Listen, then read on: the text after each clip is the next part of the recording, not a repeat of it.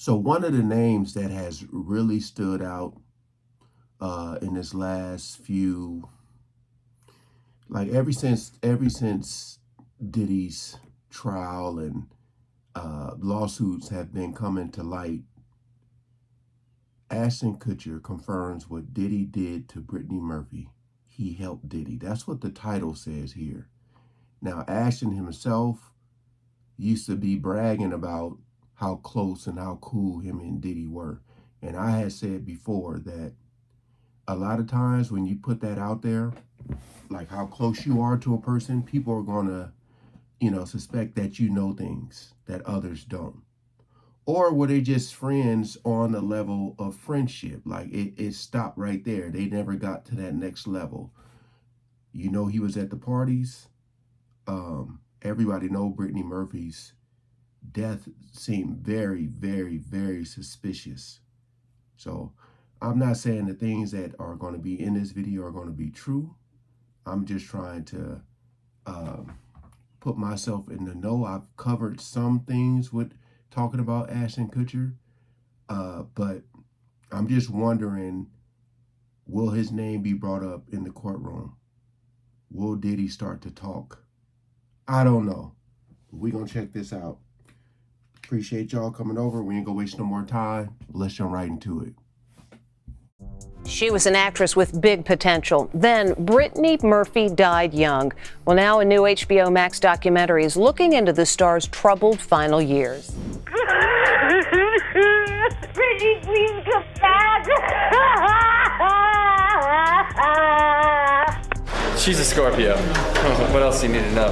I'm a double Scorpio. Double Scorpio. She evidently slept in the bathroom. Ashton Kutcher just turned on Diddy, and he is allegedly ready to provide proof of Diddy's involvement in Brittany Murphy. Guys, ever since word of the feds looking into reopening Brittany's case started going around, it has not been looking good for Diddy. Now to make it worse, one of his closest friends is rumored to be in the process of rating him out. You guys better grab your seats because what I am about to tell you is going to shock you. During a little dip she was having, he came along. And I think that's where her judgment was muddled and she became prey. Simon said that he was the largest collector of Vermeer, dated Elle Macpherson and Madonna. He said that he had been dying from terminal brain cancer and that he had bought an experimental treatment derived from the fins of sharks. Every single word out of his mouth was a lie. We all were scared and freaked out. Like, who was this guy? Once they got married, they were holed up in that house 24/7. Nobody got close to her. Last one, guys. Now, Diddy has been all over the headlines ever since his arrest last September, and the details coming out have only gotten darker. So far, the music mogul has been hit with a laundry list of serious charges, including trafficking, racketeering, transporting individuals for the purpose of prostitution, and forced labor under inhumane conditions. And with his trial just having officially kicked off this month, things are only heating up. More and more alleged victims continue to come forward, and people are combing through Diddy's past with a magnifying glass, trying to piece together any red flags they may have missed. That's very important. And I feel like that's what I'm trying to do is because it's all about knowing who you are supporting. You don't want to be supporting anyone blindly, especially if they are up to no good. But that's why I say, even if you go back and probably listen to music, because you listen to music when you're kind of young and really don't have a lot of life experiences, and then the music hit different when you get wiser and you start to wake up to those lyrics. You're like, damn, a lot of these people been dry snitching in their songs. So I feel like that's the same thing with like interviews, videos, all that stuff. People might have been saying stuff right in our face and we missed it.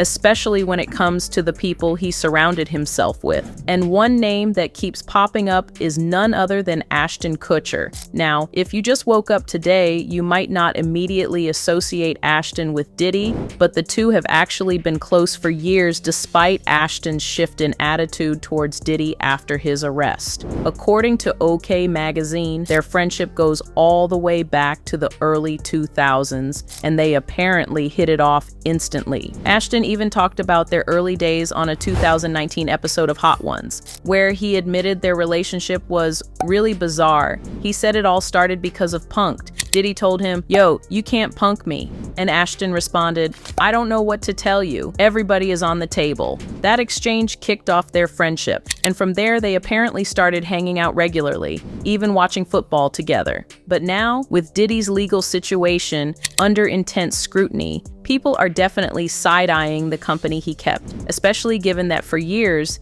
Diddy and Ashton have constantly been linked to Brittany Murphy's sign, sent shockwaves through Hollywood, but to this day, there are still way too many unanswered questions about what really happened. According to reports, Brittany collapsed in the bathroom of the home she shared with her husband Simon Monjack and her mother Sharon Murphy. When things spiraled out of control, it was Sharon who eventually called 911, and Brittany was rushed to Cedars-Sinai in Los Angeles, but heartbreakingly, she never made it. But honestly, that explanation has never sat right with a lot of people. Friends of Brittany later came forward, claiming she had confided in them that she felt like she... Pneumonia. Kim Porter, wasn't that the same? Who else? I don't know, man. Again, I ain't trying to be like, yo, y'all gotta believe this, but dude, it's just so weird. Every time like a celebrity, especially when they're so young, man. Like, come on.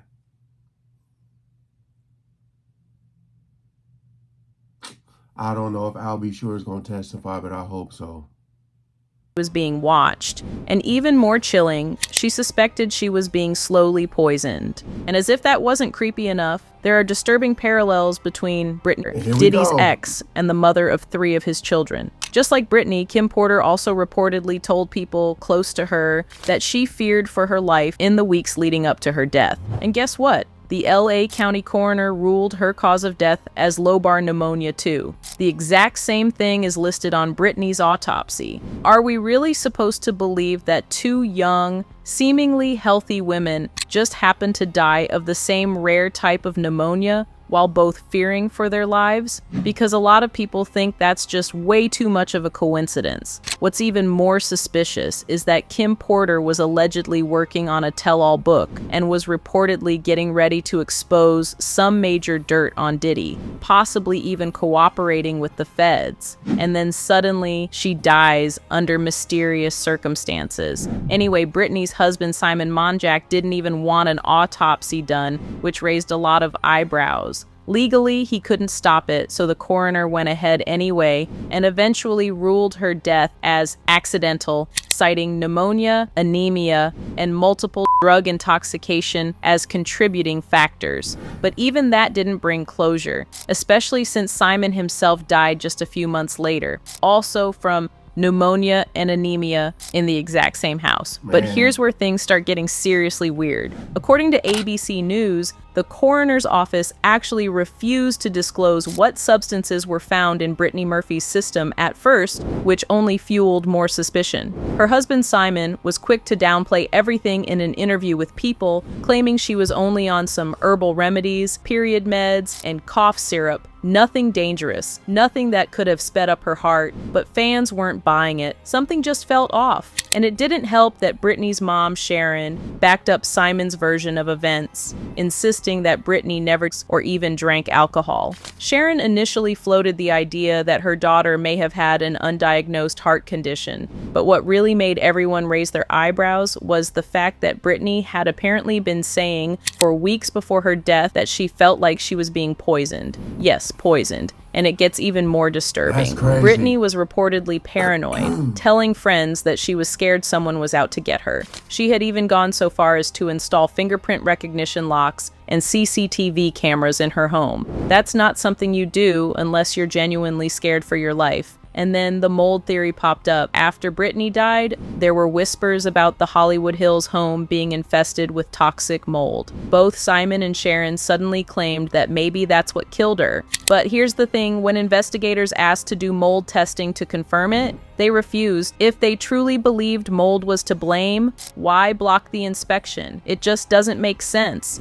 And guess what? Pathologist Dr. Richard Shepard straight up dismissed the mold theory anyway, saying there was no evidence of fungi in Brittany's lungs or bloodstream. So that's out. But Brittany's intense fear of being poisoned? That's still very much on the table, and it paints a terrifying picture. You see, in her final months, she reportedly became increasingly paranoid, avoiding food and drinks from certain places because she believed someone was trying to harm her. Think about that, man. When you like go to a restaurant or just whatever the case may be, and if you have those feelings in your head, like, you know how hard it is to trust. What was that show? Was it 24 or Designated Survivor? I forgot, but I remember that when that one dude who was playing the president, that somebody put something on their hand and they shook his hand, and like minutes or seconds after, he started to feel kind of woozy and like passed out. It's so easy to get to people, man. So easy. I just feel like there's a lot more to this story that we may never know. Even told close friends that powerful people in Hollywood were watching her, people with bad intentions. And don't get me started on her husband, the walking at the center of this whole thing. He was older, controversial, and frankly, gave off all the wrong vibes. They met when Brittany was just 17, and his reputation was already riddled with red flags. There were accusations of fraud, manipulation, and just general shady behavior. A lot of Brittany's friends were convinced he was taking advantage of her. And looking back, it's hard not to wonder if they were right. Now the HBO documentary, What Happened, Brittany Murphy, alleges Monjack was a con artist and contributed to her death. Brittany's friend, actress Kathy Najimy, appears in the documentary. During a little dip she was having, he came along. And I think that's where her judgment was muddled and she became prey. We all were scared and freaked out. Like, who was this guy? And there's this shocking claim. Simon said that he dated Elle Macpherson and Madonna. He said that he had been dying from terminal brain cancer and that he had bought an experimental treatment derived from the fins of sharks. Every single word out of his mouth was a lie. Their relationship was strange, isolating, and possibly dangerous. And let's not forget, he died just 5 months after Brittany in the exact same house under eerily similar circumstances. Pneumonia and anemia again. You guys, there's just too much here that doesn't add up. From the secrecy to the paranoia to the matching causes of death. Whatever was going on behind closed doors, it wasn't just some tragic accident. Something darker was clearly at play. Okay, pause for a second and really think about this. What are the chances, seriously, that two relatively healthy adults living under the same roof both drop dead from the same thing just months apart? Like, hello? That's not just tragic, it's insanely suspicious. And when that whole maybe it was mold theory got shut down, oh, that's when things took a dark and twisted turn. Fast forward a few years, Brittany Murphy's father, Angelo Bertolotti, wasn't buying the official story. He went rogue and hired a private lab to dig deeper. And y'all, what they found? Chilling. Guys, we're talking sky-high levels of heavy metals in Brittany's hair, like the kind you'd find in rat poison or insecticide.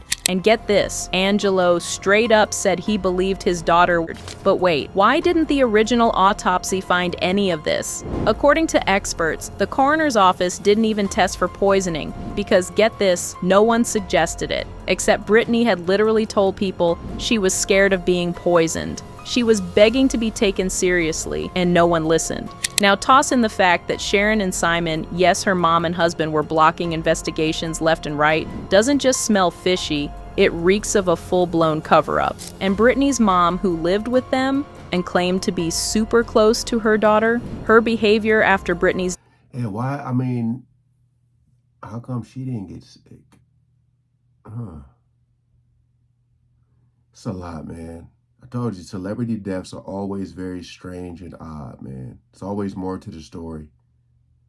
Death had people whispering nonstop. Rumors started flying that after Brittany died, Sharon and Simon got way too close for comfort, like weirdly close. And then boom, Simon dies too, and Sharon immediately sells the house and drops the whole mold theory like it never existed. No calls for deeper investigation, no pushing for answers, just poof, it's done. I mean, if your daughter died under totally bizarre circumstances, wouldn't you demand the truth? Why wasn't she screaming for justice? And this is where the Hollywood tea boils over. Some fans believe Sharon and Simon were hiding something major, but others think Brittany had even more powerful enemies.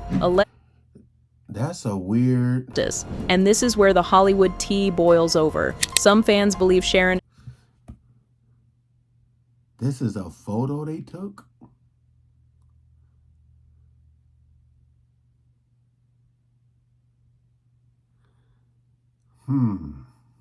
What y'all think of this photo? Mother and son-in-law.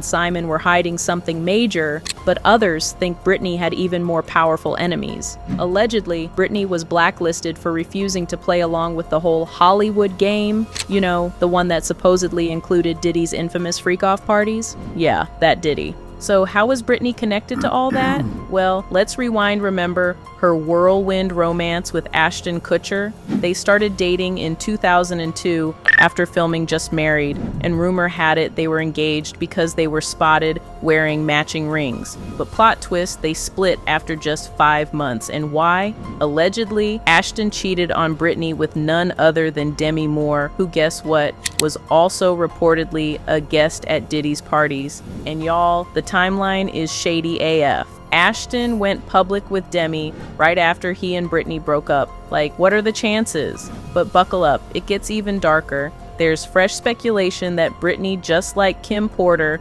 may have found out too much about what really went down at those parties. Word on the street is that Brittany got her hands on some explosive evidence about Diddy and Ashton's alleged activities. And yes, there are anonymous sources claiming they've taken this info straight to the feds. Could Brittany have uncovered something so damaging that it made her a target? Was she silenced? Let me know your opinion in the comments. You never know. You never know. It's a lot. You know, especially with these videos, man, you trying to decipher, like, what is true, what isn't, what's exaggerated. My whole thing is, I feel like we all can agree that this was one of the most weirdest, strangest deaths as far as celebrities go. So many connections. I'm just wondering what else is going to come out in this trial this week. Like, what else is going to be brought to the light? Who else is going to testify? Like, share, comment below. Appreciate y'all coming over and watching, man. Peace out.